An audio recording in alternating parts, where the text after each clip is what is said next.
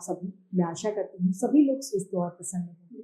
आज हम हमारा पाठ निबंध लेखन को पढ़ेंगे और समझेंगे। तो आइए शुरू करते हैं इस पाठ को।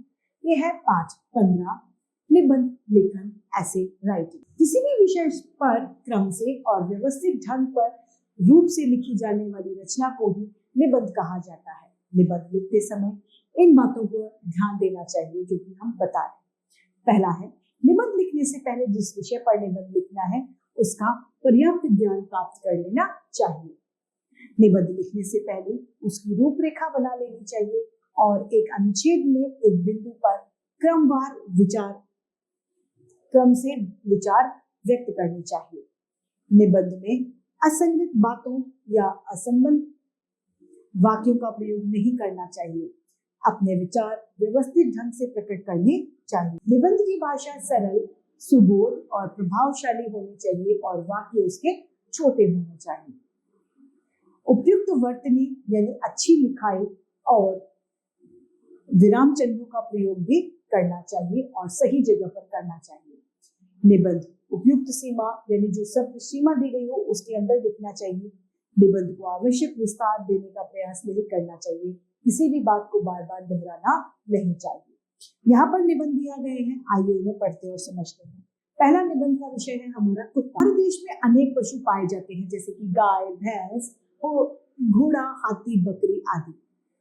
इनमें कोई भी पशु कुत्ते जैसा स्वामी भक्ति यानी अपने मालिक की भक्ति करने जैसा वाला कोई नहीं होता, इसीलिए यह सबका पसंदीदा पालतू जानवर होता है।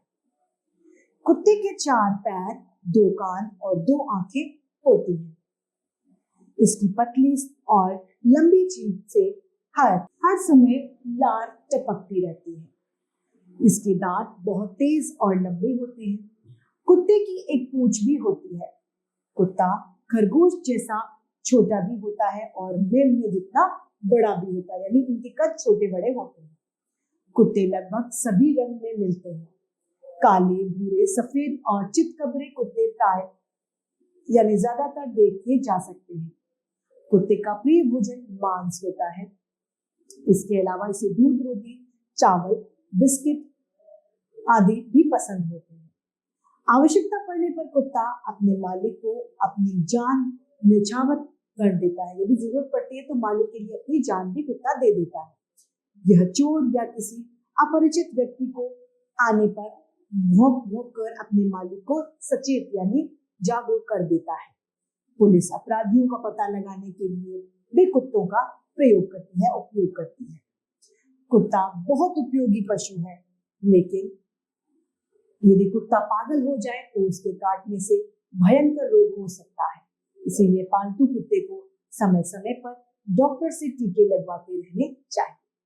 दूसरा निबंध है हमारा मोर। वैसे तो सभी पक्षी सुंदर होते हैं, पर कुछ पक्षी विशेष रूप से सुंदर होते हैं। मोर ऐसा पक्षी है जो अपने सौंदर्य से सबका मन मोह लेता है, यानी वो इतना सुंदर है कि सबके मन को भाता है। मोर गहरे नीले रंग वाला सुंदर पक्षी होता है। यहाँ पर मोर का चित्र भी दिया है, दृश्य में दिया गया है। इसके सिर पर कलगी, इसे कलगी कहा जाता है, कलगी होती है। इसकी गर्दन लंबी और लचीली होती है। इसकी टांगें लंबी होती है। मोर की लंबी पूंछ इसका सबसे आकर्षक अंग होता है। ये जो पूंछ है ये सबसे सुंदर अंग होती है। इसकी पूंछ में बहुत सुंदर रंग बिरंगे चंदे होते हैं। मोरनी की पूंछ लंबी नहीं होती, मोरनी की पूंछ छोटी और मोर की पूंछ लंबी होती है। कीड़े मकोड़े और अनाज के दाने चुग कर खाता है। मोर सांप का दुश्मन यानी शत्रु होता है। मोर बहुत तेज आवाज में बोलता है। आकाश में काली घटाओं को देखकर यह नाचने लगता है। नाचता हुआ मोर बहुत सुंदर लगता है। दूसरे पक्षियों की तरह मोर दूर तक या अधिक ऊंचा नहीं उड़ सकता। इसका कारण इसकी भारी पूंछ और शरीर का अधिक भारा होना होता है। ये बहुत ज्यादा ऊंचा नहीं उड़ पाता। मोर के सुंदर पंखों के कारण कुछ लोग इनको मार डालते हैं। इसीलिए भारत सरकार ने मोर की हत्या को दंडनीय अपराध बना दिया है। यह हमारा राष्ट्रीय पक्षी भी है, अतः हमें इसकी रक्षा करनी चाहिए। मेरे प्रिय अध्यापक यानी फेवरेट टीचर, मेरे विद्यालय में अनेक अध्यापक हैं, उन सब में श्री राकेश वर्मा मुझे अधिक पसंद है। वे हमें अंग्रेजी पढ़ाते हैं। वर्मा जी अधिकांशतः यानी ज्यादातर कमीज और पैंट पहनते हैं। उन्हें हल्के रंग के साफ सुथरे कपड़े पहनना पसंद है यानी अच्छे लगते हैं। वे गर्मियों में चप्पल और सर्दियों में जूते पहनते हैं। वर्मा जी का स्वभाव बहुत सरल है। वे सभी के साथ बहुत अच्छा व्यवहार करते हैं, इसीलिए सभी लोग उनका बहुत आदर करते हैं। अपने शिष्यों के साथ वे बड़े स्नेहपूर्वक व्यवहार करते हैं। जब कोई विद्यार्थी अपनी समस्या लेकर उनके पास जाता है तो वे बड़े धैर्य यानी धीरज से उनकी बात सुनते हैं और उसकी कठिनाई का हल निवारण करने का प्रयास करते हैं। वे समय पर विद्यालय में आते हैं और नियमित रूप से आते हैं, से अपने घंटे लेते हैं यानी सभी पीरियड अपने सभी कालांश टाइम से लेते हैं। कक्षा में वे ठीक समय पर जाते हैं और कभी कभी घंटा बजने से पहले कक्षा नहीं छोड़ते। उनका पढ़ाने का ढंग बहुत अच्छा है, जिससे विद्यार्थी उनकी बात को सरलता से ग्रहण कर लेता है, यानी बच्चों को उनकी बात आसानी से समझ में आ जाती है। वास्तव में अध्यापक के रूप में वर्मा जी दूसरों के लिए आदर्श है। ऐसे अध्यापक राष्ट्र का गौरव होते हैं। मुझे ऐसे श्रेष्ठ अध्यापक का शिष्य होने पर गर्व है। ईश्वर उन्हें दीर्घायु करे। अगला निबंध है गणतंत्र दिवस। आइए पढ़ते हैं। गणतंत्र दिवस 26 जनवरी को मनाया जाता है। 26 जनवरी 1950 को हमारे देश में अपना संविधान लागू हुआ था और हमारा देश गणतंत्र बना था। इसीलिए प्रत्येक वर्ष यानी हर साल इसे बड़ी धूमधाम से मनाया जाता है। यह त्योहार भारत की राजधानी नई दिल्ली में धूमधाम से मनाया जाता है। इस दिन राजधानी में दूर दूर से लोग इकट्ठे होते हैं। लगभग सभी राज्यों के कुछ विशेष झांकियां आकर यहाँ पर इस राष्ट्रीय पर्व की शोभा को बढ़ाती हैं। इस दिन हमारे देश के राष्ट्रपति की सवारी निकलती है, जिसे देखने के लिए इंडिया गेट से लाल किले तक सड़क के दोनों ओर लोग खड़े रहते हैं। राष्ट्रपति की सवारी को सलामी देने के लिए जल यानी पानी, थल यानी भूमि और वायु सेनाएं जुलूस में भाग लेती हैं। तीनों सेनाएं हमारी जुलूस में भाग लेती हैं। विद्यालयों के भी बच्चे अपनी वेशभूषा में राष्ट्रपति को सलामी देते हैं। इस दिन सभी भारतीय मातृभूमि पर बलिदान हुए वीरों को याद करते हैं।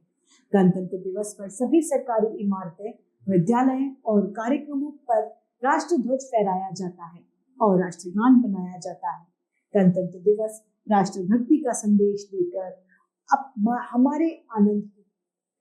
हमारे अंदर एक नई ऊर्जा, एक नई जोश को भर देते हैं। अगला निबंध है हमारा महात्मा गांधी। आइए पढ़ते हैं। महात्मा गांधी का पूरा नाम मोहनदास करमचंद गांधी था। उनका जन्म गुजरात के पोरबंदर नामक जगह यानी स्थान पर 2 अक्टूबर 1969 को हुआ था। उनके पिता करमचंद गांधी पोरबंदर राज्य के दीवान थे। उनकी माता पुतलीबाई धार्मिक प्रवृत्ति की महिला यानी स्त्री थी। 13 वर्ष की अवस्था में ही गांधी जी का विवाह कस्तूरबा से हो गया था। उन्होंने इंग्लैंड में वकालत की पढ़ाई की। बाद में वे दक्षिण अफ्रीका चले गए। वहां उन्होंने गोरी सरकार के अन्याय के विरुद्ध संघर्ष किया। इसके बाद वे भारत वापस आ गए।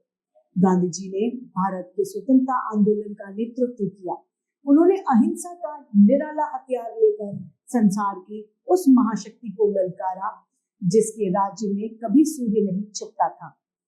अंत में उन्हें विजय मिली। 15 अगस्त 1947 को भारत स्वतंत्र यानी आजाद हो गया। 30 जनवरी 1948 को एक हत्यारे ने गोली मारकर गांधी जी की हत्या कर दी। उनकी मृत्यु पर सारा राष्ट्र रो पड़ा। गांधी जी जैसा महान पुरुष रोज पैदा नहीं होता। यह हमारा सौभाग्य है कि हमारे देश में की पवित्र माटी में ऐसे पुत्र को जन्म दिया जिसके सामने सारा विश्व नतमस्तक है, यानी जिसके सामने हम सभी की गर्दन झुकी। इसी के साथ हमारा ये पाठ समाप्त होता है।